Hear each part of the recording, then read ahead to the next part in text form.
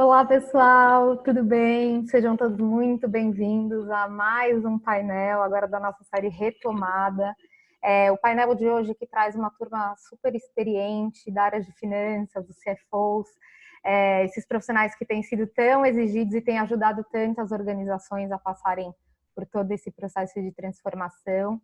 Eu quero mais uma vez reforçar o meu agradecimento aos nossos convidados, Leandro, Ernesto e Vladimir, que abriram suas agendas para estar aqui com vocês hoje.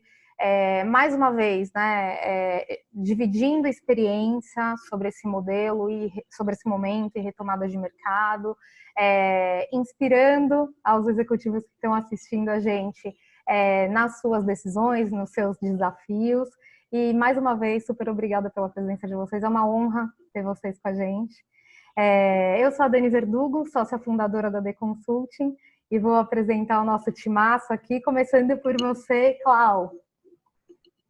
Boa noite, pessoal. Boa noite, Leandro, Ernesto, Vladimir. Muito obrigado por estarem aqui conosco, por poderem dividir com a gente um pouquinho da trajetória de vocês e também desse momento, né? Um momento de descobertas, um momento do novo, né? O que vai ser o novo normal, né? Tanto se fala. Sou sócio da Dani, nos conhecemos há 11 anos atrás e estou com ela nesse sonho e nessa realidade que é a The Consulting, né? Falo que eu sou um financeiro por amor e um headhunter por paixão. Então, hoje eu me divido dessa forma. E, mais uma vez, obrigado pela participação de vocês. Obrigada, Clau, obrigada. Obrigado. Ernesto, seja bem-vindo. Vamos lá, pode se apresentar para o nosso público. Bom, eu sou Ernesto Cavazin, sou CFO do Grupo Cavalca, um grupo que atua muito forte no agro, mas também na área de construção civil e de infraestrutura e também na área de alimentos, né, distribuição e varejo com marca ao consumidor. O grupo fatura hoje no consolidado um pouco mais de 2 bilhões de reais, né, e tem operações importantes, terminais portuários, terminais ferroviários, e vem passando por bastante transformação, principalmente nesse ano de 2020. Seja muito bem-vindo. Obrigada de novo. Tá? Vamos continuar aí no Paraná. Vladimir. Oi, boa noite. Obrigado pelo convite da The Consulting, né? Obrigado ao Dani, o Clau, por estar aqui, né?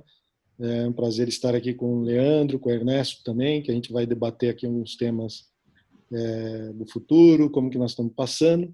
Mas eu sou o Vladimir Santos, né? CFO aqui da CSD. CSD é a Companhia Sul-Americana de Distribuição. Nós somos do ramo de supermercado, varejo alimentar, né?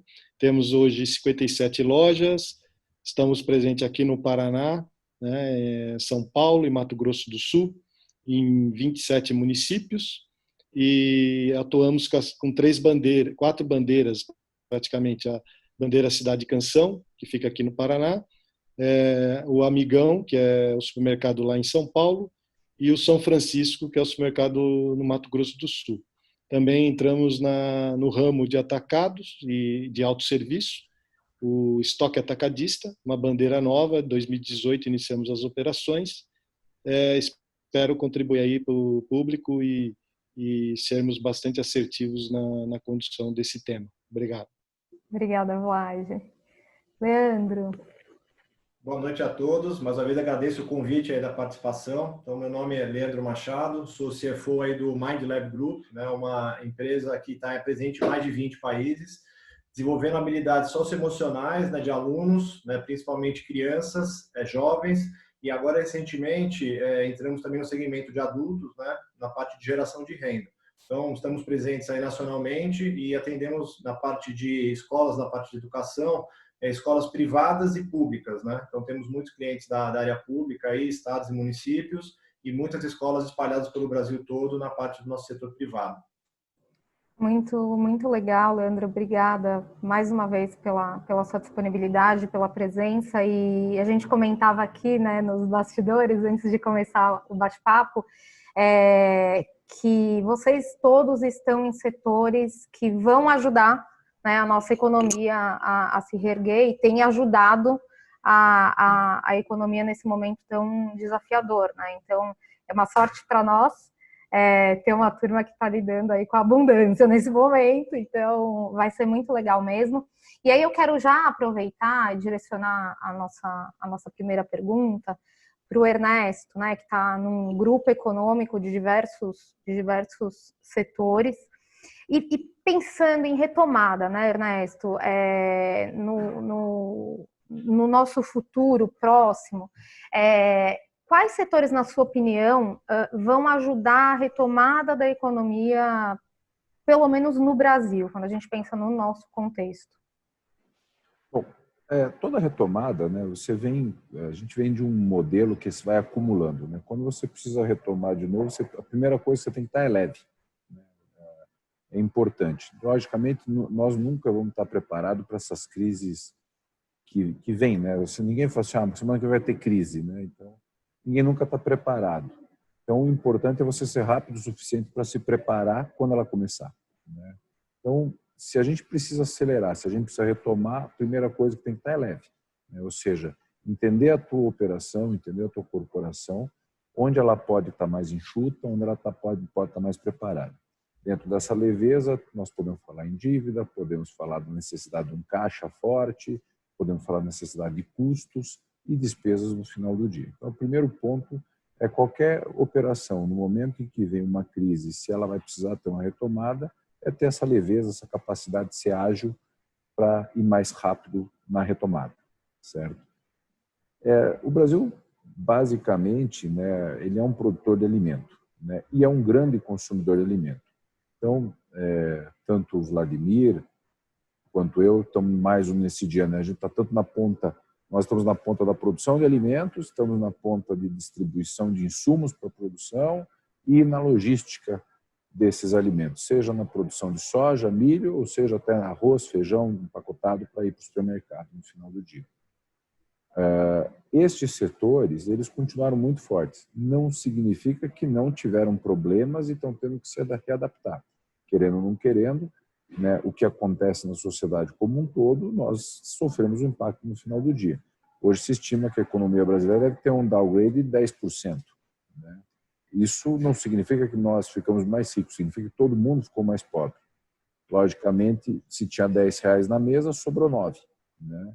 Desses 9, não significa que todo mundo perdeu só. Tem uns que perderam mais, alguns até que ganharam. Né? Mas a média em si cai e a gente tem que estar adaptado para isso. Né? Então, essa adaptação é importante. O que a gente olha como recuperação, então, o setor de alimentação, de venda de alimentos, o setor de produção de alimentos, ele se mantém mais ou menos estanque e terá, sim, um impacto, porque tem menos dinheiro na mesa no final do dia. Né? Contudo, eu acho que nessa retomada a gente aprendeu e vem aprendendo, né? Não adianta a gente olhar sozinho e achar que a gente sabe. Então, você dá uma olhada na Bolsa Brasileira hoje, né? Quem está saindo bem? Né? As empresas que produzem alimentos estão indo mais ou menos, os bancos estão de lado, né? Tem um salto para cá, um salto para lá, estão dependendo muito de inovação, as grandes movimentações do setor financeiro a gente vê por causa de inovação, né? Então, quem inovar vai ser diferente, né? Mas quem está indo muito bem são as empresas de varejo, principalmente as de eletrodoméstico, alguma coisa de alimentação também. Mas por quê? Quem está indo bem? Quem está conseguindo concentrar e fazer o que a gente chama de last mile bem feito. Né? Ou seja, quem conseguir volume e tiver uma operação no final da linha muito bem na entrega, né, ela está minimizando o custo e ela está sendo mais eficiente no final do dia. Então, dentro do que a gente vê na Bolsa, que logicamente aponta, mas ela permeia toda a sociedade, né, quem conseguir ligar A com B mais rápido e de forma mais eficiente, né, e dando uma experiência diferenciada, é quem vai se sobressair. Né? Ou seja, operações que tenham essa capacidade de fazer ligar A com B e melhorando o tempo, recurso, eficiência como um todo. E as experiências que a gente está vendo estão indo bem. Um outro ponto hoje nós temos ainda uma mudança que a gente não consegue visualizar, mas os hábitos ao final do dia estão mudando. né? Muita gente faz 5 meses que está sem sair de casa, né? Só que essas pessoas têm as necessidades como tinham antigamente. E o que a gente vê? Começamos a ter uma série de associação de experiência de produto com experiência de serviço, né? Ou seja, como eu pego produtos de boa qualidade, certo? Com processamento de serviços que dão a diferença no final e que eles cheguem a esse consumidor. Então, uma série de franquias estão nascendo, né? E é muito interessante que elas estão fazendo uma ponte diferente, né? Eu sei que a gente vai conversar um pouco depois sobre isso, mas são os tipos de profissionais. Não indo na frente ou para trás, mas você tem, basicamente, antigamente você tinha um profissional operacional e um profissional que cuidava da estratégia e da direção do negócio. Nós temos um novo tipo de profissional, que é essa juventude que está chegando hoje, e nós mesmos temos que se readaptar, que é o cara da inovação. E por que isso é importante? Antes, as grandes empresas botavam um monte de recurso e esforço para fazer inovação, certo? Parte dava certo, parte dava errado. Só que demorava, porque o recurso financeiro é finito e recurso humano tem o seu custo no final do dia.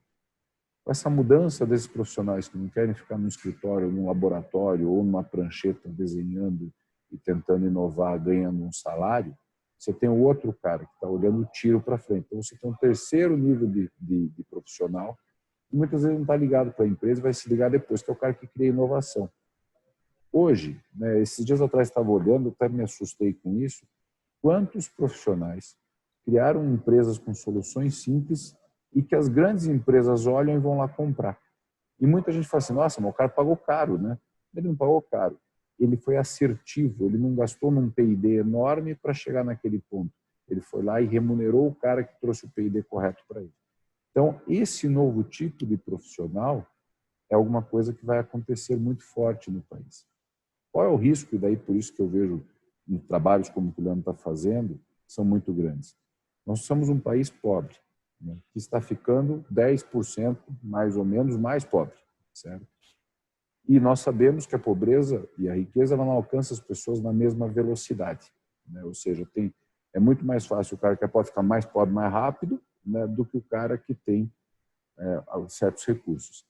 E a crise, né, por o nosso país não estar preparado, ele propicia isso. Estava comentando recentemente, né, eu sou um pouco diferente da média, eu tenho 4 filhos, né, então eu sou um cara que povoou o mundo. E eu olho para os meus filhos, eles acabam tendo uma rede de ensino particular, e daí me perguntam, está difícil para as crianças? Está. Mas eu tenho um filho, minha família é mais cara, né? Eu tenho um filho de 11, um de 9, um de 6 que está fazendo 7, e uma pequenininha de 4 anos de idade. A pequenininha, a escola ela ainda é muito manual, né? Então a gente desconsidera. Meus 2 filhos que estão na educação infantil, né, eles acabam tendo os ensinos, os estudos, mas é num ritmo diferente. Mas o meu filho que iniciou o estudo fundamental, né, que já é da 5ª série para frente, se você olha para ele hoje estudando e como era na escola anterior, eu logicamente nunca fui lá na sala de aula, mas você vê que ele não tem prejuízo, né? Porque ele entra às 7h15 da manhã na escola, ele entra às 7h15 na escola virtual. Ele tem os horários de recreio, ele tem os horários de almoço, ele tem o período completo de aula. Logicamente, você fala assim, mas falta aquela relação humana, falta.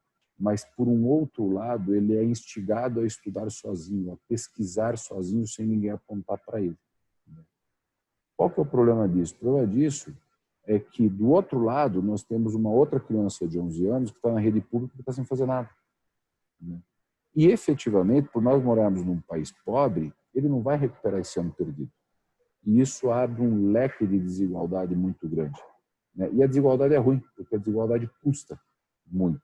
Ela custa em eficiência para todo o país e custa também em todo o processo de você crescer como um todo. Ou seja, eu sempre brinco que não tem como uma cabeça sozinha pensar melhor do que 2. Não tem como. No mínimo é igual, certo? Agora, se você consegue ter 2 cabeças e as 2 com níveis mais próximos, é muito melhor, soma-se muito mais.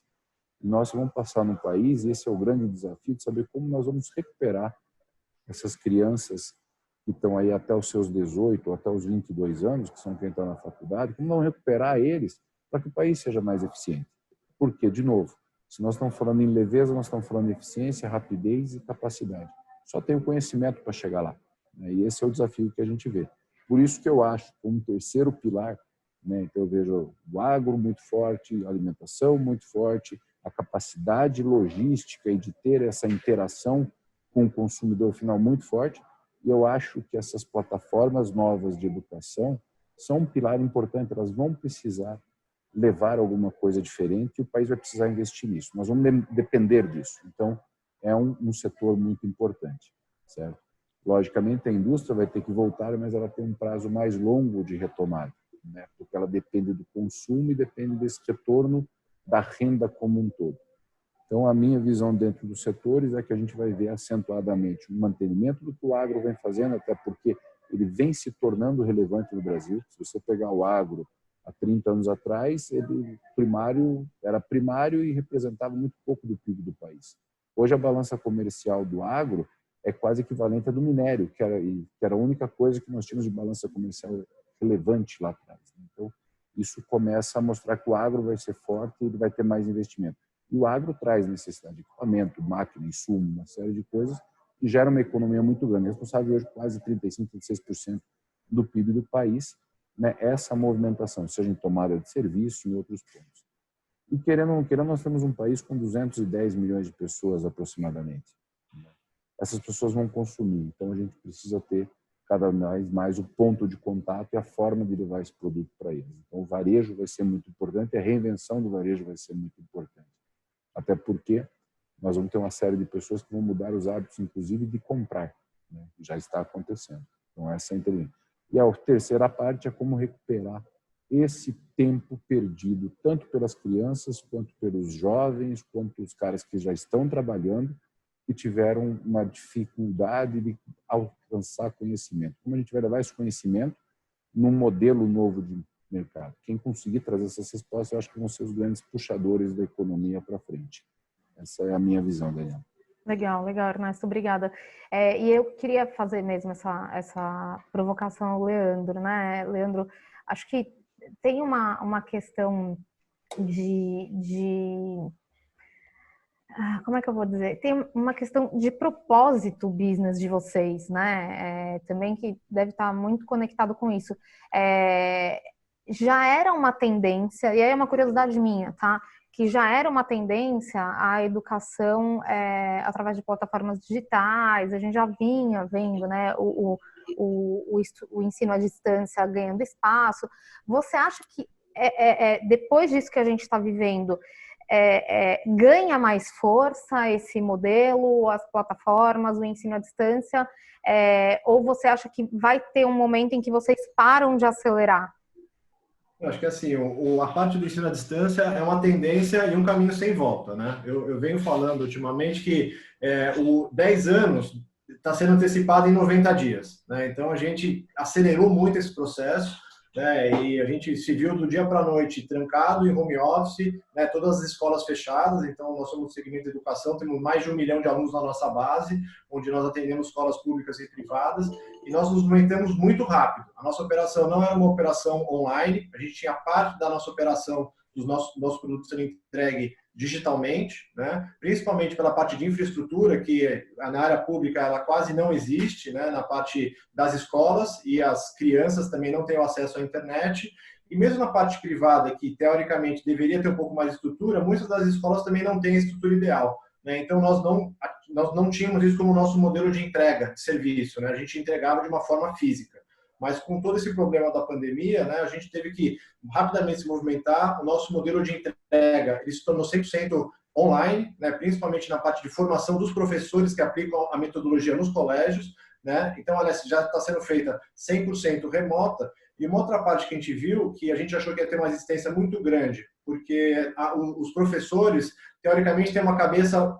Não seja antiga, mas aquela mais conservadora, de querer fazer a coisa presencial, e sempre foi muito contra a parte da digitalização, da parte do ensino remoto, e não tivemos resistência nenhuma. E muito mais, além disso, na parte da parte pública, né? Professores da área pública também, nós não vimos esse tipo de não querer fazer. Então, já fizemos a formação aí nos últimos 30 dias de mais de 2.000 professores, né, nesse ciclo semestral que está vindo agora, que vai começar em agosto, porque apesar das escolas estarem fechadas, as aulas continuam, né? Então, tanto na área pública quanto na aula privada, na parte privada, muitas das escolas continuam tendo aula online, né, de alguma forma. Então, a gente vê esse movimento aí da digitalização, da parte da tecnologia, isso é um caminho realmente sem volta. Ele iria acontecer um momento, mas acelerou-se com tudo isso que a gente está passando. Legal, legal, obrigada. Vlad, você quer fazer algum comentário, já que o seu setor também puxa a economia na retomada? Sim. Só para contextualizar o que o Ernesto estava falando aí sobre a parte de setores promissores, né? Eu sou otimista por natureza e eu vejo, e foi até nessa pandemia a gente viu aí, fez tipo um tira-gosto, né? Vamos chamar assim, né? Onde a gente vê setores muito afetados, como restaurantes, bares, né? A parte de turismo, hotéis, enfim. Mas aqui no interior, né, a sede onde eu estou alocado é em Maringá, a gente viu no começo da pandemia, fechou muita coisa, né? Fechou praticamente tudo, só ficou aberto supermercado, postos de gasolina e farmácias, né? E aí, 4 semanas atrás, a prefeitura flexibilizou, né, a abertura do comércio, e a gente começou a ver a retomada aí do pessoal indo para os bares, indo para os restaurantes, já voltando aquele novo normal que não é mais novo normal, virando o normal, né? Então, o que eu vejo complementando, né, que o Ernesto falou, eu vejo que no futuro próximo, quando chegar a vacina, né, que a gente começar a ver que as pessoas vão ter mais coragem de sair de casa, começar a fazer a sua vida, né, ter sua vida normal. Quem for resistente, né, quem conseguir passar, que é difícil, não é fácil, né, reduzir a receita em alguns setores 70%, 80% é dramático, né? Mas quem conseguir ter essa resistência, eu acredito que a retomada deve ser gradualmente ou ligeiramente mais rápida do que a gente pensa. Até porque esse tiragosto que a gente viu de aumentar, o pessoal está indo para os bares, está saindo só de uma flexibilização de um tempo curto, né? E depois voltou a se fechar novamente porque aumentaram os casos, né, as contaminações, a gente vê que existe aí uma retomada. Então, e falando um pouco o que o Leandro comentou sobre a parte digital, né, a parte de tecnologia, realmente, quem não tinha, né, vamos dizer assim, a gente sentiu aqui na CSD, né, que a gente tinha um pezinho, vamos chamar assim, no e-commerce, né? Mesmo que o e-commerce no alimento ele não era, antes da pandemia, relevante para o nosso setor, né? O pessoal gosta mesmo de comprar frutas, legumes, verduras, Escolher, né? Tocar. escolher, tocar, olhar, né? Ver a cor, tal. E quando entra num e-commerce, a pessoa dedica a confiança do nosso funcionário lá na loja de escolher para eles, né? Mas graças a Deus a gente já tinha essa tecnologia montada, feita, né? Porque a gente sabia que um dia poderia se transformar, não saberia que seria na pandemia, né? Que isso ia acontecer. Então nós crescemos muito com o e-commerce, né? Nossas vendas cresceram 7 vezes, né? Vamos chamar assim, do início da pandemia para cá, e a gente tinha essa tecnologia já montada. Então, o que eu vejo é o seguinte: a gente não pode fazer corpo mole ou deixar a inovação, mesmo que a gente acredite que a inovação não é importante num primeiro momento para nós, né, para a empresa, mas a gente tem que testar todas as ferramentas possíveis e as tendências, né, que podem estar acontecendo. Porque um dia a gente pode ter que usar essas ferramentas. Foi o que aconteceu com a gente, e ainda bem que a gente tinha ali desenvolvimento de e-commerce, já tinha experiência, já sabia tratar com isso, né? Principalmente ciências de dados, nós também já tínhamos provado aqui um CRM, né, um clube de relacionamento com o cliente, que nos ajudou bastante na pandemia. O cliente na casa dele, a gente conseguiu fazer a comunicação, porque a gente ficou aqui numa situação muito entre a cruz e a espada, né, vamos chamar assim, porque você não podia fazer campanhas publicitárias na televisão com promoções para chamar o cliente para a loja, porque o cliente não poderia estar aglomerando nas lojas, né? A gente não poderia fazer isso, né? Com um apelo até de ajudar a comunidade, ajudar a conter, né, o contágio. Então a gente fazia muita campanha através de aplicativo que a gente tem, né, onde o cliente ficava sabendo e o cliente poderia acessar através do aplicativo o nosso e-commerce e comprar tranquilo.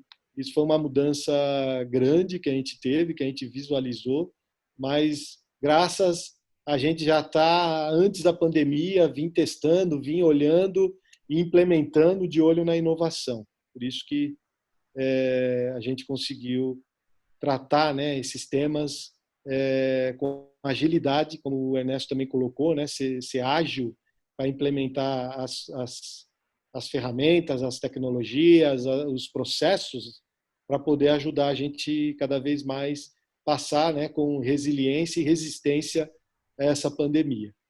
Então, eu acredito que a retomada ali, né, o futuro, os setores que estão sofrendo mais, tendo resistência e aprendendo e através das oportunidades que as crises criam, né, para as empresas, agarrar essas oportunidades para sair mais fortalecido daqui para frente. Muito legal, Vlad, isso quando você comenta, é muito aquele conceito Ai, como é que é o termo, gente? Não é da recessão, esqueci o termo agora, da escassez, né? No conceito da escassez, se a gente for parar para pensar, é isso, as pessoas querem a experiência. Aconteceu na China, aconteceu agora, né, mais recentemente na Europa. Vocês viram a fila, né, da Zara? No dia que abriu, o povo foi fazer fila na Zara. Já vi gente que precisa comprar um casaco, você tá dentro de casa, né? Não precisa. Tinha uma boutique de luxo lá que cada produto era milhares de euros e estava formando fila para comprar, né? É isso. Então, acho que tem um pouco também dessa cultura, né, que é do ser humano, né? Tá escasso, eu não tenho oportunidade de ir, eu não vou, não, é a experiência. Então, assim, eu concordo com você e tem muitos estudos reforçando isso, né? Então, essa sua visão, esse seu recado de assim, putz, segura o seu caixa, né? Aquilo que o Ernesto disse, blinda, se mantenha firme neste processo, que a retomada tende a ser mais rápida. É muito, muito legal, e a gente tem ouvido um pouco nessa linha aí. Obrigada. E a gente tem ouvido bastante também as compras por impulso, né? Então, nessa nova retomada,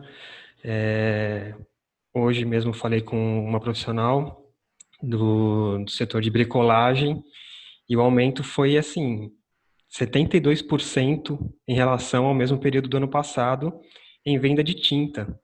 Então, O que explica isso, gente? as pessoas em casa, né, e olhando agora um pouco melhor para as paredes, para o teto e acaba fazendo essa compra, a compra por impulso também, né? Então, até mesmo que o Ernesto estava falando de você ter a leveza para a retomada, é importante você ter, realmente resguardar o seu caixa, ter uma administração de custos muito, muito bem elaborada. E já entrando nesse tema, né, e já pegando o gancho, eu queria ver com o Vlad, o que na sua opinião, Vlad, vai mudar no modelo de gestão? O que as empresas precisam realmente e vão trazer de inovação, né? Como a gente está sempre falando de inovação em todos os aspectos, inclusive agora no modelo de gestão. O que você entende aí como mudanças? Os desafios que estão acontecendo, pelo menos no setor que eu estou, né, aqui, eu tenho visto muito a questão do paradigma do home office, né? O home office, a gente, por estar no interior, é muito mais fácil você se locomover, ir para casa, né? Muitas vezes você almoça em casa, em grandes centros como São Paulo, Rio de Janeiro, provavelmente Curitiba, é mais complicado, né? Você se deslocar do trabalho para casa pelo tempo e o trânsito. Aqui no interior é mais fácil. Então a gente tinha aquele paradigma de, poxa, vamos trabalhar em casa, trabalhar em casa não funciona, muitos desafios ainda a vencer nós temos, claro, que são os processos, melhorias, né? Mas a gente aprendeu muito rápido, né, com isso, né? Com a pandemia ensinou a gente nesse segmento foi muito rápido. Aqui nós conseguimos colocar o pessoal em home office, né? No escritório nós temos 300 pessoas, nós conseguimos colocar praticamente 80% das pessoas trabalhando em casa. E muda o quê? Muda a forma da pessoa trabalhar, né? Muda a gestão também do nosso gerente, dos diretores, de como gerenciar essa equipe longe, fazer reunião, não fazer reunião. O pessoal aparentemente teve uma produtividade muito maior, a gente vê como surgiu a pandemia em meados de março. A gente tinha um fechamento do trimestre, que seria 30 de março, né? E como que a gente ia fazer isso, né? Com o pessoal distante? Será que os sistemas iriam funcionar? Os processos funcionariam adequadamente? Nessa mudança grande que se transformou da noite para o dia, a gente conseguiu passar, fazer o fechamento, fazer as apurações dos resultados, divulgar os resultados para os nossos acionistas dentro dos prazos que a gente tem, né, na agenda. Então, isso foi uma mudança significativa nesse momento da crise, né? E até hoje nós estamos ainda em home office, até porque não podemos aglomerar, tem ainda o risco da contaminação, né? Nós temos 57, como eu falei, 57 lojas, todas ficaram abertas, né? E aí um outro desafio, né, nesse modelo, nessa gestão. No começo, os nossos funcionários, principalmente os nossos funcionários da operação, da loja, começaram a ficar quase que em pânico, né? Ansiosos, porque tudo fechou, né? Na maioria das cidades onde a gente tem operação, todos os prefeitos decretaram, né, quase que um lockdown, né? Deixando apenas as atividades essenciais em funcionamento. E nossos funcionários começavam a olhar aquilo, né? Via tudo fechado, só o supermercado, e o medo, o receio, né, da doença, não sabia que poderia acontecer, como que seria. Então, nós tivemos que ser muito rápido, o nosso modelo de gestão teve que ir da cúpula, né, do topo, para a pirâmide, né, para baixo. A gente teve que fazer uma comunicação muito assertiva, levar segurança, principalmente, aos nossos funcionários, né, deixá-los seguros. Então, nós distribuímos kits pessoais para as pessoas terem segurança de EPIs, até da locomoção de casa, distribuímos kits para eles levarem para a casa deles também, para os familiares. Fizemos uma transformação muito grande das lojas, né, para não deixar aglomerar, não ter risco, né, de contágio. Graças a Deus, a gente aqui tem muito pouco pessoas contaminadas que testaram positivo, né? Temos 9 mil funcionários, chutando aqui, quase 200 funcionários teve ali positivo, até porque a gente também não cuida, né, do funcionário fora do ambiente de trabalho, né? Mas a gente passa para eles as comunicações, como lidar com a situação, como preservar, né, a saúde. Graças a Deus não tivemos nenhuma morte também, né, dentro desse contexto do Covid-19. Legal. Mudamos que nem eu falei na fala anterior, a questão da tecnologia, e-commerce, fizemos essas grandes mudanças para... A gente tinha 9 cidades que atendiam o e-commerce, 9 cidades que a gente elegeu na época, né, como início do processo de e-commerce, que são cidades grandes, né, com população acima de 200 mil habitantes. A gente colocou, a gente opera em várias cidades abaixo de 200 mil habitantes, e a gente chegou à conclusão que nós precisávamos levar para todas as cidades o e-commerce. Então, a gente conseguiu levar, né, mudando os processos, fazendo a gestão dessas mudanças, desses modelos, levando para todas as cidades onde a gente opera o e-commerce, até para ajudar, né, nessa questão da aglomeração e pandemia. Então, nós tivemos ali várias ações e essas grandes transformações que eram paradigmas em muitos setores, principalmente no nosso, né? Que a gente acha que trabalhar tem que estar junto ali, mesa a mesa, e hoje a gente vê que nós vamos aprender um pouco e vai levar grandes lições e melhorias para o futuro, onde os escritórios, que eu acredito, reduzirão, né, os espaços reduzirão, né, consideravelmente. Isso traz grandes economias também, né, de custos, né, para as empresas, mas também traz outros desafios, né, porque a pessoa trabalhar em casa, ela precisa ter uma área adequada, né, para ele poder trabalhar, precisa ter uma internet adequada, precisa, né, ter toda a estrutura. Disciplina também, né? Acho que a parte do perfil da pessoa também, essa disciplina é muito importante. Né? Completamente. Exato. Então, esses desafios é testar. Talvez não vai ser 100% home office, pode ser uma parte híbrida, né? Onde pessoas com perfil podem trabalhar, né, no home office, pessoas que não têm o perfil, mas essas mudanças também na avaliação, né, de investimentos. O nosso conselho, por exemplo, né, tivemos que sentar, né, no primeiro momento e definir prioridades, né, para blindar o caixa da empresa, saber quais investimentos e escolher, né, quais investimentos deveriam ser priorizados ou não, é fundamental também nessa gestão de mudança, né? E procurar atender, né, na logística, levar os alimentos, no nosso caso, né, nós somos empresa varejista de alimentos, principalmente, produtos de limpeza que cresceram muito, né, nessa pandemia, praticamente 3 vezes o que vendia antes, produtos de limpeza, por conta do contágio, né, o consumidor, as pessoas ficaram preocupadas e precisavam ter esse tipo de produto em casa. Então, teve um crescimento elevado. Alimentos, principalmente alimentos que vocês estavam falando de tintas, né, que a pessoa pinta, olha para casa, faz a melhoria, né, na casa.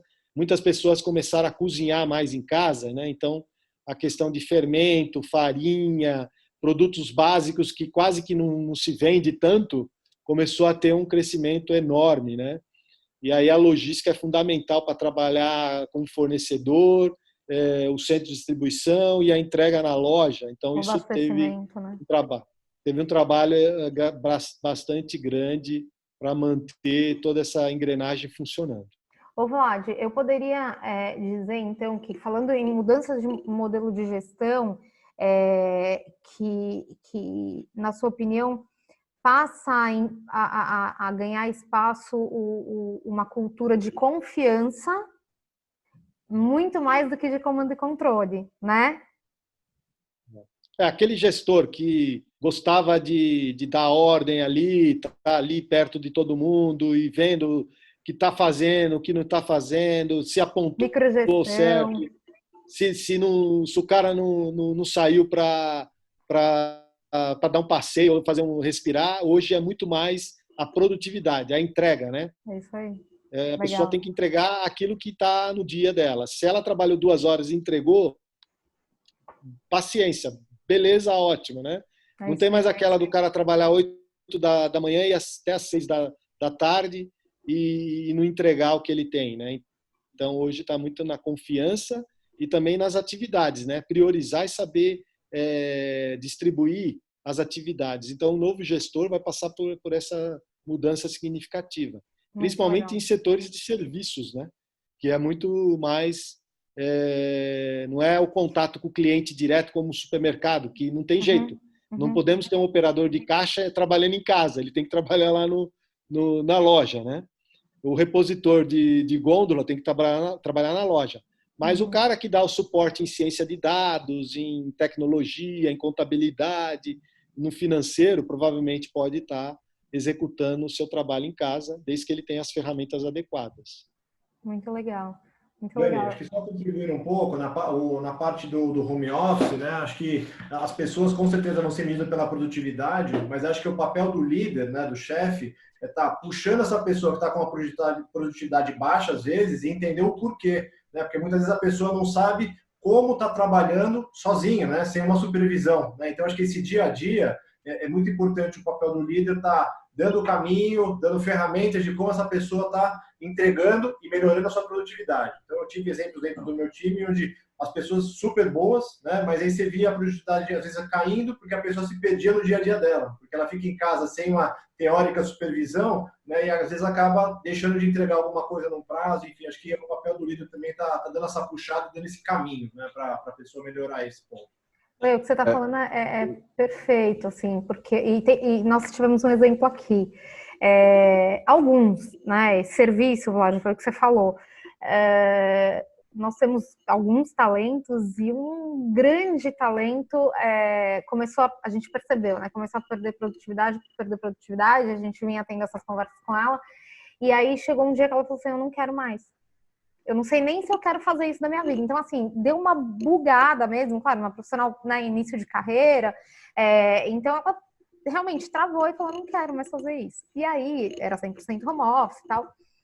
Quando nós retomamos, e aí agora o modelo é híbrido, Vlad, como você comentou, nós tentamos, né? Falamos, você topa, né? O Cláudio abordou, inclusive, como você tá? Você topa voltar, né, para um projeto lá?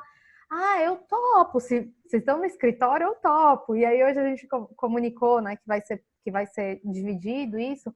Aí ela, não.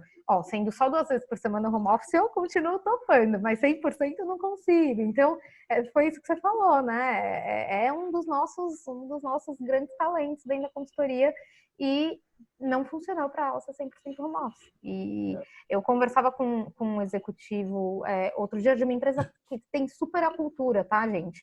É uma das referências, inclusive, benchmarking para o mercado, que é uma empresa de tecnologia e tal. E ele virou para mim e falou, Dani, eu estou muito preocupado com o meu time e certeza que eu vou perder grande parte desse time, inclusive agência, parceiro, está me entregando mais do que o time. Por quê? Porque quando era part-time, home office, quando era modelo híbrido, o time funcionava muito bem. Algumas pessoas não conseguem, definitivamente não conseguem entregar, dar delivery no modelo 100% remoto. Então, é isso, né? A gente tem que usar o bom senso. Enfim. Cada um tem um processo. Eu, com 4 filhos, o home office não existe. Simples como isso. É verdade. Mas vamos lá. O que eu acho que a gente tem alguns desafios aí. O home office ele veio para ficar, né? Tem gente que trabalha muito bem com isso. Tem gente que consegue no híbrido ir muito bem. O momento que ele precisa se concentrar, ele prefere ir para lá. O momento que ele precisa debater, ele prefere estar no escritório. Mas o país ele te dá um desafio primeiro, né? E eu fico muito insistindo nisso. Na empresa você tem o perfil estratégico, esse consegue trabalhar no home office melhor, e tem o perfil operacional, que a gente tem que trabalhar ele para trabalhar no home office. Dentro do trabalhar no home office, nós temos um problema no país enorme que é a infraestrutura, certo? Os nossos serviços de comunicação, eles ainda estão muito atrasados. A gente não consegue essa estabilidade de comunicação. O custo nosso por uma internet, um VPN, né, para você levar de qualidade a pontos difusos, é muito alto também no país. Então, isso é uma coisa que a gente tem que entender, certo? Um outro ponto é que a grande maioria das empresas no Brasil, elas não têm processos bem definidos, certo? Home office para operacional, ou tem processo ou não tem, entendeu? Porque você não consegue que 2 pessoas trabalhem bem feitas se ela vai passar o bastão uma para outra e elas não sabem o ponto exato, o bastão vai cair.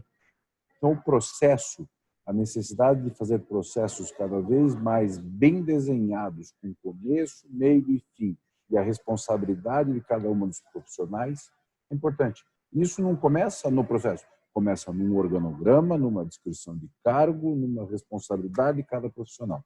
As empresas vão ter que evoluir muito nisso no Brasil. Hoje, uma empresa que começa lá a faturar 200, 300 milhões, que vai se preocupar com isso? Tem muita empresa menor que não tem. Né? Empresa menor que eu falo é de 100 milhões de faturamento, 80 milhões de faturamento. Então, vai começar isso. Isso vai trazer processos e ter essa estrutura. Certo? Um outro ponto importante é que se as pessoas estão longe uma das outras, a comunicação e a habilidade de se fazer entender vai ser muito mais importante. Por quê? Porque hoje a pessoa vê ali, dá uma entendida, o gestual funciona. A partir do momento que você tem que passar o bastão de um processo para um outro cara, falando sem o cara estar olhando no olho, se você está vendo o contexto geral, essa habilidade de comunicação vai ter que melhorar. As empresas vão ter que investir no seu operacional. Elas geralmente investem em habilidade de comunicação lá no comercial, na diretoria, num grau de gerência. Ela vai ter que ir lá para baixo, vai ter que ir lá no analista, vai ter que ir lá no assistente fazer isso também, porque senão não consegue. Com processos, com habilidade de comunicação, com infraestrutura, não tem jeito de funcionar se não tiver rotina, entendeu? Então, a rotina ela vem de dois modelos. Primeiro, planejamento. Então, todo mundo tem que saber onde vai querer chegar, planejar e botar as metas para cada um. E depois, rotina é rotina, todo dia batendo. Como você acorda de manhã cedo, você lava o rosto, escova o dente, toma café e vai trabalhar, você vai ter que ter uma rotina que seja igual para o teu time operacional. O teu estratégico nunca vai ter isso, ele já está mais preparado, mas não tem como fazer isso. Então, as empresas elas vão ter que se reinventar, na minha visão, lá atrás, lá no início do organograma, descrição de cargo, processos para que todos esses cargos se liguem, dentro de um planejamento onde vamos chegar e uma rotina para bater, e pessoas que saibam se comunicar. Então, esse vai ser o principal desafio que nós vamos ter para frente. Por quê? Por mais que venha uma vacina, né, o problema de transmissão viral é um problema que a gente já tem há muito tempo. É que agora vem um vírus que a velocidade dele é muito maior, certo? Eu nunca vi um vírus ficar mais bobo, ele sempre fica mais esperto, né? Essa é uma teoria dos vírus, eles evoluem, né, com uma velocidade impressionante. Se ele evolui com uma velocidade impressionante, nós começamos muito lá atrás, mas vamos colocar, de 2010 para cá, nós tivemos H1N1 que já deu um susto, tivemos a gripe suína e agora a gente está no Covid. Vocês acham que o próximo vai ser um espirro? Vai ser pior, entendeu? Então, nós vamos para um modelo diferente, né? Se a gente não estiver preparado para isso, é idiotice. Então, dentro deste processo todo, não tem como você não começar a colocar a operação de uma forma mais linear. Ou seja, por mais que vamos inovar, uma boa parte do nosso esforço vai ser fazer processo, aquele brincadeirinha de processo anos 90, né, que vem lá com livros de administração. Então, essa basicamente é a minha visão, um desafio de gestão que a gente tem para frente. Muito processo, legal. rotina, comunicação. Né? E a infraestrutura do país vai ter que passar por uma diferença. Nós continuamos convivendo com um sistema de infraestrutura muito ruim, né? Com uma regulação muito ruim para isso, uma entrega que não consegue ser mensurada. Eu acho que vai ter uma pressão nessa direção. Legal. Obrigada, Leandro e Ernesto. E a gente vem falando, né, como o próprio Ernesto falou, de infraestrutura, de quanto o país está preparado para isso, mas a gente está vivendo um momento de transformação digital, de uma ciência de dados, né, o quão importante as informações, os dados para as empresas, como o próprio Vladimir falou, da área de CRM, o quanto ela vem crescendo nas empresas, falando de inteligência artificial em todos os aspectos, né? A gente tem na nossa conta bancária, né, no nosso app do banco, e aí direcionando para o Leandro, né, o quanto esses assuntos, hoje eles fazem parte de da agenda estratégica das empresas, né? O quanto esses assuntos precisam estar inseridos na agenda estratégica de pequenas, né? A gente não está falando mais não só de grandes corporações, mas do pequeno empresário também inserir esses assuntos. Nós estamos vivendo a quarta revolução industrial, nós já vínhamos, né? E agora com tudo isso ela foi acelerada, aquilo que eu tinha comentado. A gente está acelerando aí 10 anos nesses últimos 90, 120 dias, né? Então, as empresas que não tiverem com esse passo de inovação, de tecnologia, você vê muitas empresas, por exemplo, do agronegócio, né? Então, as agrotechs, enfim, as produtividades aumentam monstruosamente na hora que você começa a ter tecnologia. Um nome que a gente não via, pelo menos no passado, era o tal do cientista de dados. Hoje é uma pessoa fundamental nas empresas, né? Então, essa posição do cientista de dados é uma pessoa hoje que virou estratégica. né? Toda empresa ela precisa ter uma pessoa, ou um departamento, né, que trata essas informações para você ter tomada de decisão, da decisão melhor e conseguir chegar nos seus objetivos de uma forma muito mais assertiva, né? Então, você estava comentando aí da parte do dinheiro, né, da parte das fintechs. O que a gente vê de fintechs que nos últimos anos aí aparecendo, hoje devemos ter uma centena de fintechs no Brasil, né? No mundo nem se fala. Então, você vê a parte de fintechs, edtechs, agrotech, tudo é tech, né? Então, acho que o tech veio para ficar, né? E com essa parte acelerou, né? Com tudo isso acelerou esse caminho que com certeza é sem volta, né? Mas na parte da análise de dados, realmente, se a gente não tiver esse critério e essa análise, a gente não consegue, é muito mais assertivo, né? As empresas conseguem ter muito mais rendimento, muito mais produtividade e conseguem chegar no seu objetivo, muitas vezes de uma forma mais rápida e com um custo menor, né? Então, isso daí é um caminho sem volta realmente que veio para ficar. Só, Leandro, e realmente, vamos lá. A gente fala já há uns 6, 7 anos na Big Data, né? Comportamento do consumidor por Big Data. O Vladimir acabou de falar que o negócio de e-commerce dele cresceu em 90 dias, 120 dias, 7 vezes. O volume de informação que ele está colocando para tomar uma decisão cresceu 7 vezes. Simples como isso, né? Então, para tomar uma decisão, não tem jeito. Ou você começa a processar o dado e entender qual que é a tendência, você está fora da curva. Uhum. Isso aconteceu agora, né? Leandro coloca aí os 10 anos em 120 dias, mas basicamente é isso. É o que o Vladimir está falando. A decisão de loja dele, que era tomada, olha só, pelo um volume de movimentação de estoque na loja simplesmente e um palpite de um gerente dado por um repositor, ele começa a ter um padrão estabelecido muito forte, né? Que é o cara comprando na prateleira digital dele.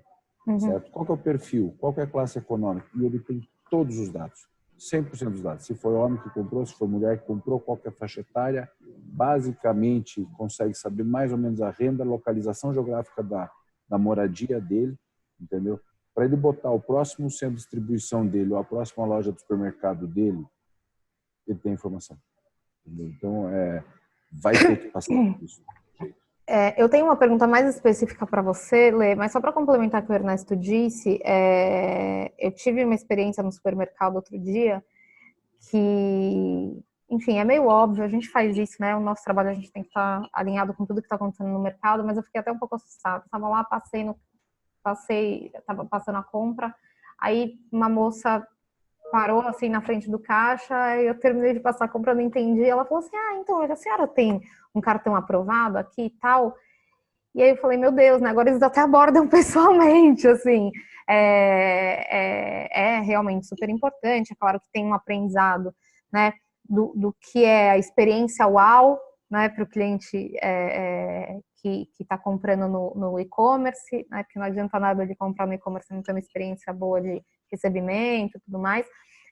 E tem essa questão do até que ponto é confortável e a partir de que momento passa a ser invasivo, né? Então, acho que essa é uma discussão e dá para a gente falar aqui só de comportamento do consumidor e esses limites.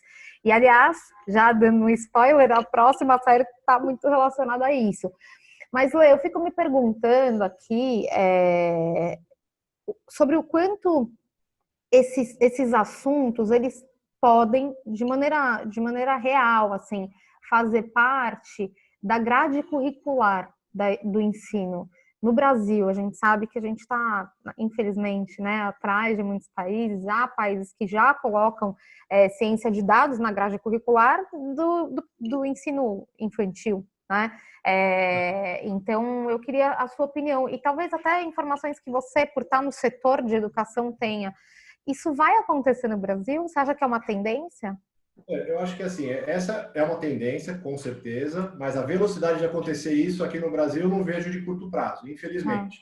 A gente vê aqui pelos nossos clientes, já existe essa tendência de algumas escolas da rede privada ter essa parte do tech, né, da robótica. A gente vê algumas escolas já com esse movimento, mas aquilo que eu comentei, se a gente for comparar com o setor público, anos-luz. Eu não vejo o setor público fazendo alguma coisa nesse sentido.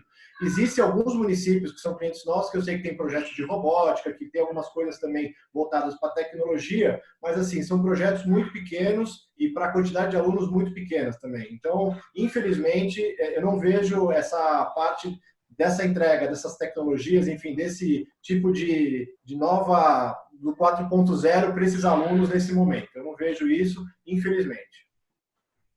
Eu tinha uma esperança assim lá no fundo. Mas é isso. O que a gente sabe é que, de fato, muitas nações já investem nisso há algum tempo, né? Mas, infelizmente, assim como a infraestrutura, e o Ernesto bem trouxe algumas vezes, educação no Brasil, infelizmente, é um tema bastante delicado, né, e sensível, mas enfim, a gente segue torcendo.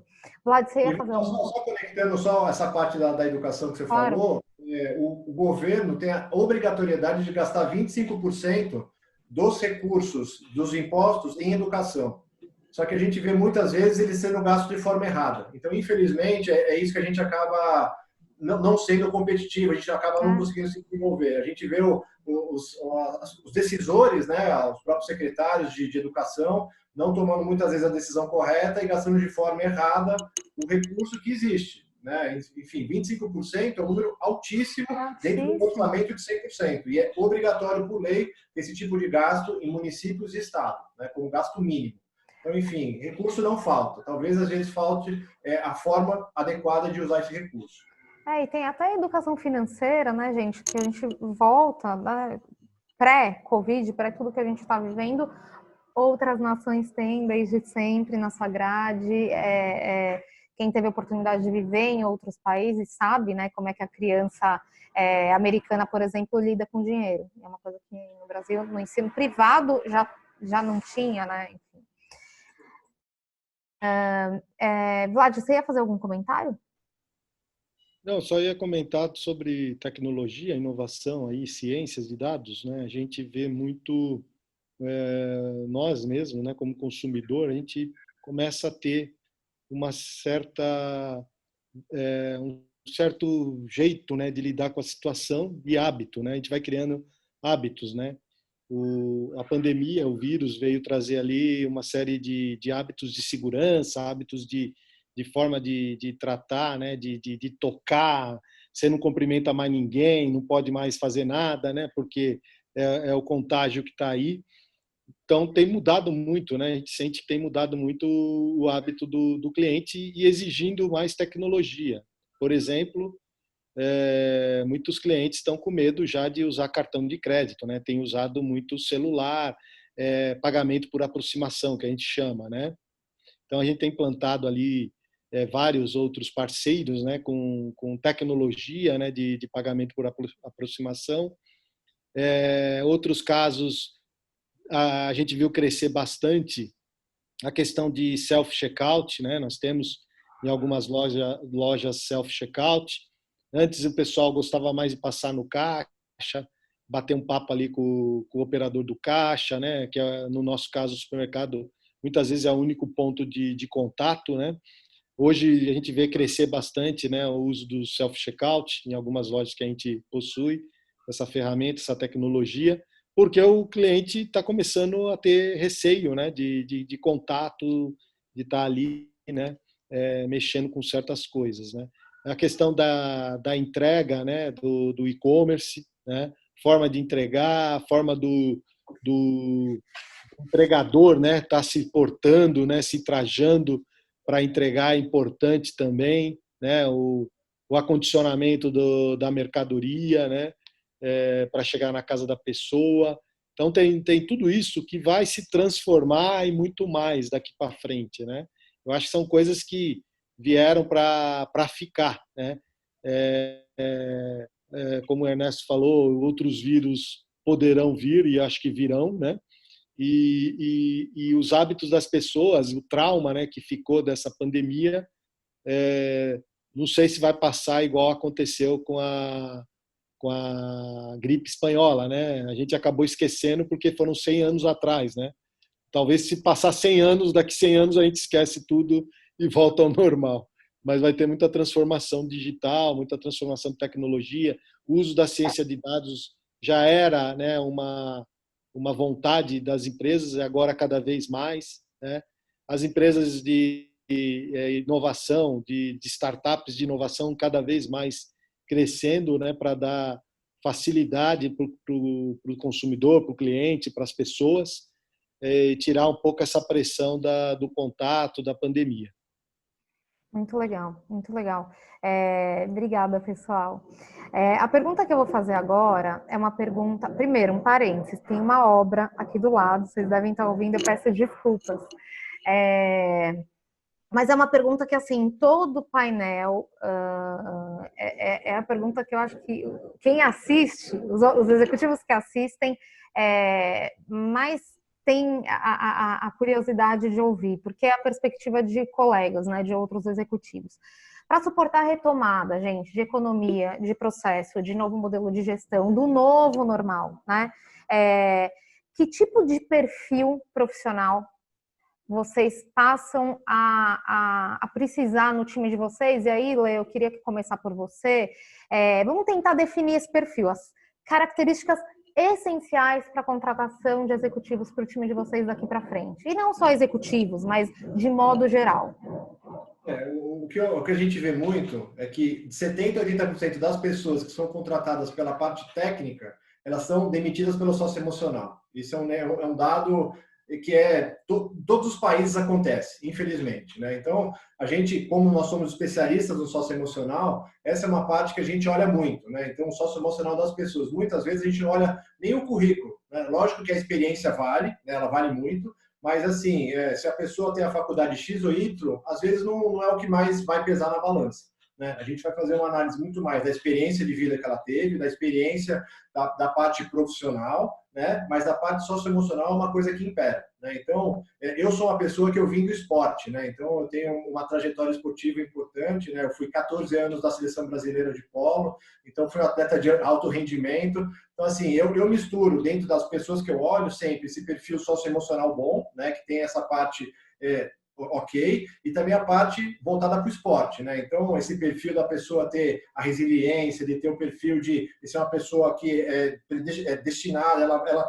foca, tem muito foco. Então, essas são as coisas que eu olho muito. Então, é o perfil da pessoa que tem principalmente a resiliência e vai me entregar aquilo e com equilíbrio socioemocional, né? Acho que essa é uma parte muito importante, porque acho que o currículo, a faculdade que ela fez, acho que cada vez mais as empresas estão olhando. Você vê exemplos aí como o próprio Google, o próprio Facebook, eles nem olham mais currículo, né? Eles olham, fazem a entrevista da pessoa pela experiência dela que ela teve com o mercado, enfim, mas o currículo está cada vez menos obrigatório ou sendo visto aí como um ponto de decisão pelas pessoas que estão contratando. Perdão, muito legal. É o que a gente fala aqui, e não coincidentemente, a metodologia da The Consult, nós passamos 2 anos construindo essa metodologia, ela se baseia em fit cultural, em soft skill, basicamente, né? Claro que tem 3 pilares, mas é isso, né? Eu trabalho com recrutamento e seleção, gente, há 20 anos. E a regra é essa: você contrata currículo e demite comportamento. É isso, né? Porque, enfim, então, claro, por trás da metodologia tem a estrutura da empresa, o perfil da empresa e tudo mais, para a gente dar o tal do match, né, o fit cultural. Mas é uma grande verdade. E aí, se for para você trazer características, Lê, desse perfil, né, mesmo que seja a forma de avaliar aí de vocês, para trabalhar com o Leandro, quais são as características principais do profissional? Eu acho que assim, tem que ser disciplinado, tem que ser adaptável, ele tem que ter resiliência, ele tem que principalmente ter um bom trabalho em equipe. Para mim é fundamental que não trabalhe em equipe, a pessoa que trabalha sozinho não faz parte do meu time, né? Eu fui um cara que eu vivi 25 anos no esporte, para mim time é tudo, né? Então, e era um esporte coletivo, né? Então, enfim, esses são os principais pontos que eu olho, né? Acho que, lógico que a parte técnica é muito importante, né? Principalmente em finanças, números, enfim, a gente conduz o caixa da empresa, né? Mas, enfim, eu acho que a parte técnica, não que ela fique num segundo momento, mas eu acho que a gente tem que olhar essa parte da parte socioemocional da pessoa, enfim, essas soft skills são muito importantes na minha análise. Muito bom, legal, obrigada. Ernesto? Bom, toda vez, olhando esse novo modelo, acho que uma das coisas que o Leandro colocou que é importante é o cara ter rotina, né? O cara conseguir ter aquele foco e ir atrás. Acho que cada vez mais tendo um distanciamento social, o cara que não tiver foco vai caçar borboleta, né? Esse é o final. Então, você tem que ter um profissional que tem essa capacidade de ter rotina, bater a rotina e acelerar neste sentido. Essa é uma visão que eu tenho. Eu ainda acho que, e eu sou muito forte nisso, que a parte, né, a base de preparação, ou seja, a base educacional de ensino é muito importante. Eu não acredito que alguém possa fazer alguma coisa bem feita que ele não foi ler, estudar ou ter a parte prática, logicamente. O prático também é uma escola importante, mas para profissionais mais velhos, você sabe que a prática você vai olhar qual é o track record, né? Para os profissionais mais jovens, ele tem uma boa base. Não estou falando que tem que sair de uma grande universidade, estou falando que ele tem que ter uma boa formação, ou seja, ter estudado e ter um conhecimento técnico apurado. Por quê? De novo, com conhecimento técnico apurado, você se comunica melhor e as pessoas te entendem melhor dentro da linguagem do que você está fazendo. Então, basicamente, esse é o tipo de profissional. Mas olhando essa retomada, você tem, em minha visão mesmo, um profissional novo, que é o cara que é o empreendedor, né? De novo, é uma molecada nova que está chegando. E quando eu falo nova, eu não estou falando de idade, porque você pode ter um cara de 60 anos de fazer isso. É uma cultura nova, né, do cara sair e tentar fazer alguma coisa. Eu sou jovem, eu escutei falar, né? Mas há um tempo atrás você tinha aquela história do cara que trabalhava no Banco de São Paulo, ia lá para a praia no Sergipe ou no Piauí ou no interior de Minas e montava uma pousada, né? Vocês devem ter vários casos, né? Vocês já devem ter ficado em alguma pousada na Bahia que era de um gerente de um banco de São Paulo, né? Então, essa nova geração, ele não está montando pousada, ele está montando negócio, né? Até esses dias atrás eu estava lendo, eu não vou lembrar o nome da empresa agora, mas uma moça, né, que trabalhou na Unilever, trabalhou em algumas empresas grandes de varejo, saiu e montou uma forma de fazer os produtos frescos, né? Então ela fazia os ingredientes de uma receita frescos, prontos para a pessoa simplesmente cozinhar com um passo a passo para sair uma receita feita em casa, com produtos frescos e uma receita diferenciada, certo? Bom, ela começou a fazer isso, que basicamente ela estava picando tomate e batata em casa, né? Basicamente era o serviço dela, ela conseguiu criar um modelo de acondicionar isso e mandar uma seguridade sanitária para as pessoas com uma logística inteligente. Montou esse negócio, estava trabalhando numa zona de São Paulo, expandiu para a segunda zona, começou a crescer, certo? Logicamente, são pessoas preparadas, já tinha meio que patenteado o modelo, trabalhado, o Grupo Pão de Açúcar comprou por uma banana de dinheiro, entendeu? E, ao final agora ela é diretora dessa solução, ela virou uma executiva novamente, contudo a função dela é muito diferente, né? E a vontade dela é muito diferente. Eu acho que esse tipo de profissional nós vamos ver cada vez mais. E em coisas básicas, né? Em coisas básicas.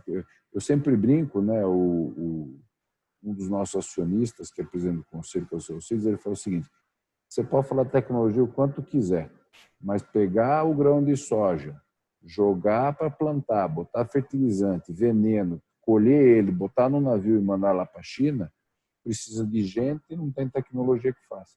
Eu concordo. Só que para você chegar no mesmo caminho, você tem diversos caminhos diferentes. Você pode utilizar a agricultura de precisão, você pode estar utilizando um produto já preparado, você pode otimizar a cadeia logística. Então, esse tipo de profissional que vai olhar as coisas de uma forma diferente no microcosmo e fazer ele acontecer, esse é um profissional que ele vai estar com super valor no mercado, certo? Mas um grande valor mesmo. Então, eu vejo, né, um perfil de equipe quando você vai contratar é o cara que tem a rotina, é o cara que tem um bom conhecimento técnico e habilidade de comunicação. As empresas vão precisar disso porque a gente está à distância social. Mas tem um profissional que nós vamos buscar e que não é para contratar ele, é para comprar o negocinho dele, o botequinho dele, a ideia dele, que é o cara que vai trazer essa inovação. Então, esse é um mercado totalmente diferente, né? Vamos olhar, né? Eu brinco, você olha lá o que é o Amazon? O Amazon são milhares de pequenas empresas conectadas no mesmo lugar, entendeu? Milhares de pequenas empresas conectadas no mesmo lugar. E não é à toa que é uma das maiores do mundo hoje. Então, é isso que nós vamos ver.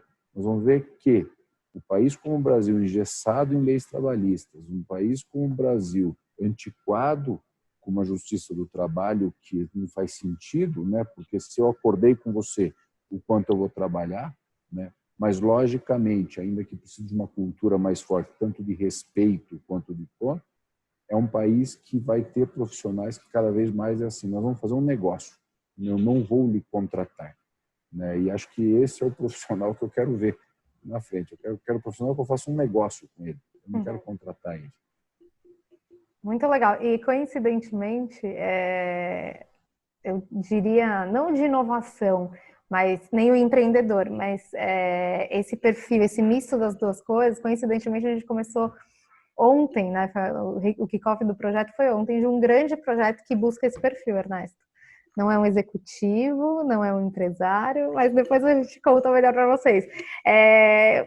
2 executivos saíram de grandes empresas e tiveram uma ideia sensacional e que para tocar a gente está buscando um perfil bem diferente. Então, essa coisa de reunir empreendedorismo, inovação, disponibilidade, e aquele cara que ele é super diferenciado intelectualmente, mas ele está disposto a colocar a mão na massa, o tal do hands-on, né? Ele vai colocar a mão na graxa, ele vai fazer, porque ele tem foco, como o Leandro falou. Então, meio que a gente continua precisando de profissionais com essas características, mas muito, muito legal, obrigada. Vlad, qual é o perfil para você daqui para frente? Bom, eu acho o seguinte sobre a questão de recursos, né, de recursos humanos. Eu estava numa palestra um tempo atrás, não muito tempo, antes da pandemia, em dezembro, e a gente estava falando muito de inteligência artificial, né? Ciência de dados, inteligência artificial, robótica, essas coisas, indústria 4.0, loja 4.0, mas unanimidade dos palestrantes que estavam lá, pessoas pesquisadores dos Estados Unidos, da Europa, que estavam nesse evento, né? Eles falaram que as pessoas ainda continuarão sendo o motor da economia, o motor de todas as empresas. Você não vai conseguir, com inteligência artificial, mudar, né, as coisas. E eu vou dizer para vocês que a gente tentou aqui, eu sou um cara que gosta muito de inovação, gosto de estar sempre mexendo com essa coisa. Eu falo sempre para a minha equipe, falo, ó, vamos botar mais tecnologia possível para melhorar o processo, melhorar a dinâmica dos negócios, né? E eu fui atrás um tempo, no começo de 2019, eu fui atrás para a gente implantar um robô aqui no supermercado, onde esse robô faria a leitura das gôndolas, conseguiria entender a ruptura, né? Checar os estoques e checar os preços, né? Se eles estavam corretos. Eu não consegui ninguém que tivesse essa tecnologia. E você fala, pô, um negócio simples, né? Você bota um robô rodando nas gôndolas, né? Parece coisa de futurista, mas é um negócio simples. Não consegue a inteligência adequada artificial. Ainda você pode conseguir, mas custo infinito, né?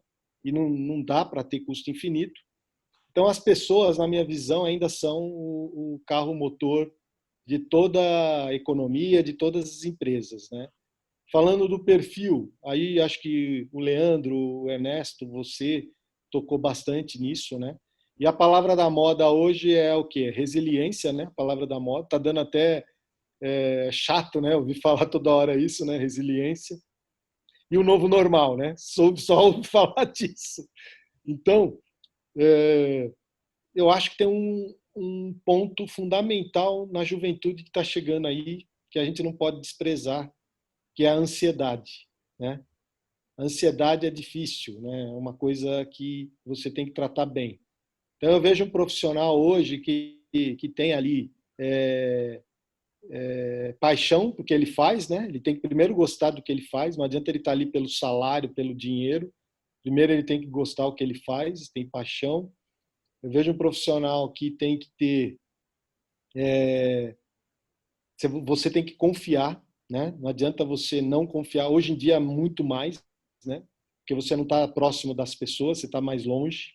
Então você tem que confiar naquela pessoa que você está contratando, né? Ter essa confiança. E confiança não é no primeiro olhar, na primeira conversa, ela é conquistada, né? Ao longo de um tempo, né? E aí você fala para a pessoa, puta, eu confio nessa pessoa porque eu sei que ela vai entregar aquilo que eu pedi, né? Principalmente quando você tem coisas que nem a pandemia trouxe, que você precisava agir rápido, precisava do engajamento rápido, precisava que as pessoas estivessem ali disponíveis rapidamente, e é aí que você enxerga a equipe que você tem, né? Tem aqueles que você vai ver que não está muito nem aí, né? Ou está com medo, e tem aqueles que estão abraçados e estão com vontade, né, resistente a vencer, a entregar aquilo que a empresa está precisando, né? No caso, muitas empresas precisando nesse momento das pessoas, né?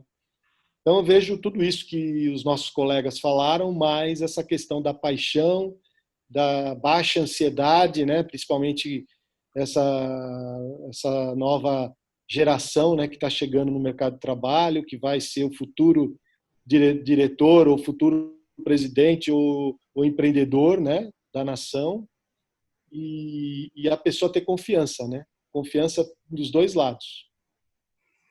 Eu queria só fazer um último input aqui para a gente finalizar, mas eu ficaria aqui, né, muitas horas conversando com vocês ainda, que é um movimento que conecta muito com o que você está falando, Vlad, que é essa nova geração, né? Essa que o Leandro também deve estar muito, muito próximo por trabalhar com educação, né? Eles já são muito diferentes, se a gente pensar, né, o nosso time mais em início de carreira, eles já são muito diferentes, eles têm acesso à informação de uma maneira instantânea, por conta disso a ansiedade, né, por conta disso a falta de resiliência, né, uma baixíssima resistência à frustração, né? Então, eles são realmente geniais, eles são ágeis, eles são apaixonados, eles têm valores que ensinam muito às nossas gerações, eu acredito, mas, ao mesmo tempo, o mercado já busca pelos profissionais mais sêniores. É claro que muitas empresas têm conseguido, na figura do conselho, né, do conselheiro, do comitê, do conselho de administração, esse cabelo branco, Vlad, fazendo uma menção aí a você, mas o que a gente tem visto aí é o nosso dia a dia, é que para a retomada também as empresas vão buscar o equilíbrio, para equilibrar juntar a genialidade, a agilidade, tudo isso dessa turma nova com a turma que tem o casco grosso, né? Que tem muito mais hora de voo e aí a gente fica muito feliz com isso, porque nós já passamos também por aquele processo em que o mercado queria muito o high potential, high potential, high potential. E só high potential não faz uma organização perene. Então, eu não sei quanto vocês concordam com isso, mas fica aqui a minha contribuição, acho que a nossa, né, como The Consulting, porque a gente está se relacionando o tempo todo com diversas empresas de todo tipo de setor, todo tipo de tamanho e governança, e o movimento que a gente vai se formar é reunir as gerações para dar perenidade e crescimento aos negócios, assim. Então, Daniela, a visão é bem simples, entendeu? Todo mundo desse high potential, os grandes, no final do dia, né, e é bem específico, qualquer carreira, qualquer coisa que você faça, é 75% de transpiração, né? Então, quando todo mundo quiser ficar numa sala olhando e divagando, você não vai chegar a lugar nenhum. É isso aí. Um outro ponto, um exército não é feito só de general. Uhum. Né? Ele é feito de soldado, cabo, tenente, cada um tem sua importância, né? Então, esse é um outro aspecto que essa geração tem que começar a entender e está aprendendo. Mas, ao final, realmente 75% de tudo que você faz é transpiração, não adianta, né?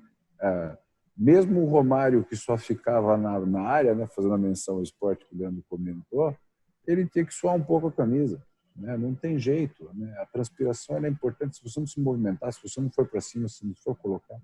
E é essa visão, né, que acho que a gente está começando a mudar. Por isso que eu gosto desse pessoal de inovação, que é o pessoal que bota a mão na massa. A gente gerou uma geração, né, criou uma geração, e eu faço parte dela, nós todos fazemos parte dela, que o bonito era ficar olhando uma tela de apresentação, na época em PowerPoint, né, e achava que aquilo era ser um grande executivo. No final, é você botar a mão e fazer acontecer. Né? Porque as coisas elas não se movem de A para B. As entregas, né, Ernesto? Exatamente. Elas não vão de A para B sozinhas. Alguém tem que levar ela. Isso é transpiração no final do dia. E hoje, cada dia que você vê mais, eu vejo, né, até o papel dentro do conselho, o cara tem que pegar na mão, o cara tem que falar assim, eu quero isso, vamos chegar lá, eu quero que faça desse jeito. Né? Então, é levar isso, construir junto. Né? E isso vai precisar. Né? Esse profissional vai precisar, o cara que vai e faz. Né? Porque hoje tem muita gente, eu acho, vai fazer. Como fazer? De que jeito vai fazer? Você pega profissionais muito bons, novos, você fala assim, eu quero que você, olhando a parte financeira, né? Me dá o aging do contas a receber. O cara vai lá e te mostra um aging do contas a receber. Você fala assim, mas tudo bem. Como que está ali? Não, tem uns que a gente já judicializou, outros, então me separa isso. Ele sabe fazer, porque ele não para pensar e chegar lá. Ou ele simplesmente entrega o que você está pedindo. Esse profissional é ruim? Não. Falta uma orientação, falta botar a mão e levar ele para aquela transpiração. Entendeu? E é isso que a gente vai ter que trabalhar cada vez mais, esse profissional, para que ele entenda por que eu quero o aging. Quero o aging para saber o que eu tenho dinheiro para receber nos próximos dias e o que eu vou demorar um pouco mais para receber e o que eu vou ter que jogar fora mesmo. Porque isso bate no meu conto a receber, bate no meu estoque, você tem que ir no banco pegar dinheiro. É simples como. Né? Então, como eu tenho um profissional que quando eu peço um conto a receber, o cara fala, puta, ele está querendo quanto vai financiar. Né? E o cara já traz o estoque. Quando eu era criança, tinha a história dos filhos que o pai mandava na feira. Né? Vai lá e vê se tem abacaxi. Aí o cara falava, pai, não tem abacaxi. Ele mandava o outro, vai lá e vê se tem abacaxi. O outro falava, pai, não tem abacaxi, mas a banana custa 5, o melão custa tanto, e estava muito bonita a melancia. Né? O profissional que a gente quer é o cara que volta e fala, não tem abacaxi, mas a melancia estava espetacular. E é isso que a gente precisa gerar nesse pessoal. Né? Então, não importa se é novo, não importa se é velho. Ao final, o cara tem que ir lá e ele foi de banca em banca perguntando. Tem que transpirar. Né? Porque conhecimento está muito mais fácil hoje. Uhum.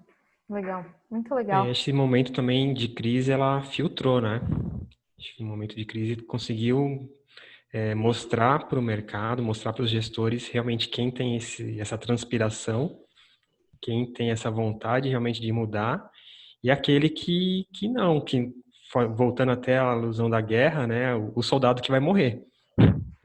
Aquele que ele não vai correr, ele não vai atirar, ele não vai atacar e ele vai acabar morrendo. Então, acho que esse momento de crise conseguiu também mostrar quem são esses profissionais que têm uma visão de inovação, tem uma visão sistêmica, né? Uma visão mais ampla do negócio e não só a minha caixinha, não só aquilo que eu faço, a minha tarefa do dia a dia. E assim como o Ernesto falou, realmente ter essa visão ampla, né? De saber, eu estou fazendo essa tarefa, mas qual é o impacto, né? Qual é o fim? Ou qual o começo dessa minha tarefa, né? O que vai trazer para a empresa? E acho que essa crise também conseguiu mostrar isso, né? Isso aí. É isso aí, pessoal. Eu quero muito agradecer mais uma vez, assim, de verdade, a presença de vocês. Vocês dividirem, né, a experiência, a visão de vocês. Fazer uma outra coisa que a gente gosta muito, que é gerar conexões, né? Então, agora, Leandro, Ernesto, Vale, estão conectados. A Casa de Consulting é de vocês. Obrigada mais uma vez. Eu espero que a gente possa continuar e seguir contribuindo. Esse encontro, ele não é presencial por razões óbvias, mas a gente não contou para vocês, para deixar aqui para garantir o sim, que a gente vai ter um encontro presencial reunindo toda a turma que vem participando dos painéis. Não temos data ainda, mas o evento já tem até formato e lugar. Quem não está em São Paulo, a gente vai trazer, tá bom? Então, só para deixar claro, aí a gente vai avisar a agenda para vocês. Muito obrigada mais uma vez. Boa noite a todos. Obrigada, pessoal, pela audiência. Até a próxima. Obrigado. Dani, se você puder Obrigado, passar depois o contato tanto do Com Leandro, certeza. do meu também, e do Vladimir. Vladimir, eu volto e meia, vou a Maringá, vou lhe visitar. Vem Com tomar um café. certeza, estão conectados. Vamos falar assim, pode vir que a gente te recebe se eu for para Cascavel também. Tá, Prazer. E vindo para São Paulo também, estão convidados aqui a conhecer a Mindlab e tomar um café com a gente. Muito legal, Obrigado. gente. Tchau, Um tchau. grande abraço, obrigado a todos. Obrigada. Tchau, tchau.